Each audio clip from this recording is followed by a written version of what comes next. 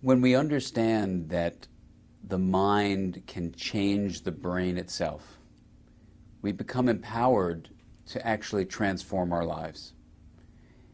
And when we look from a Mindsight point of view at how we can deeply know what's happening in our brains, when we can look very clearly at what's happening in our relationships, what happens is we're able to actually see patterns where we're stuck in life. For example, we keep on doing the same thing over and over again. Life becomes rigid.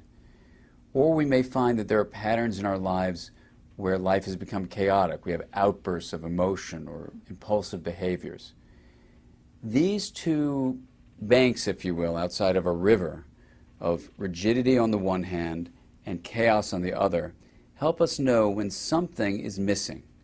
And that something is called integration. And when we're integrated, when we link different parts of our internal world and our relationships, we're in the flow of a river that has the sense of harmony. It's flexible, it's adaptive, it has a coherence to it that holds together, and it's energized and stable. Mindsight is the ability for us to see within ourselves, to dive deeply into the sea inside. The way we develop Mindsight is through our relationships with our parents initially. Parents reflect to us what they see going on in our inner world, not just noticing our behaviors, but, for example, reflecting to us about our feelings, what we might be thinking, remembering, perceiving. All of these are the ways we get signals back from our caregivers that help us see the internal world with clarity. But what's not known is the scientific finding that when parents don't provide clear feedback, then the lens of Mindsight becomes distorted. We may not be able to see within ourselves or within other people if our parents have been very distant emotionally, or if our parents are intrusive.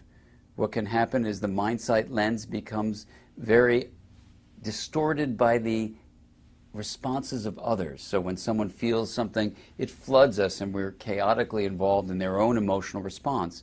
So rather than knowing ourselves, we just become confused as to who we are and who they are. In still other kinds of relationships called attachment between children and their parents, we may have been terrified. And in these examples, we become disorganized and our Mindsight lens fragments.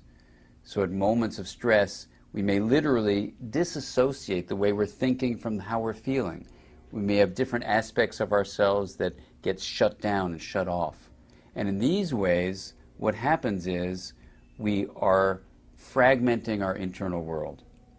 For other children, when their parents are a source of terror, they have the experience of what's called disorganized attachment. And there, the Mindsight lens becomes fragmented. And as that child grows into adolescence and adulthood, under stress, things can become very dissociated. They can disconnect from their own bodily sensations. They can become fragmented in how they think. And in all of these different ways, our attachment experiences with our caregivers shape the lens through which we see the internal world of ourselves and others.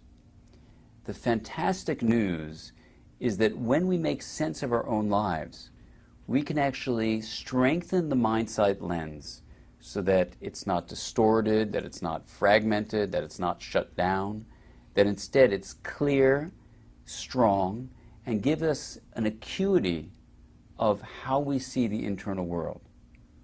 And by giving us an acuity, what it means is it gives us a sense of wisdom about what the internal world is.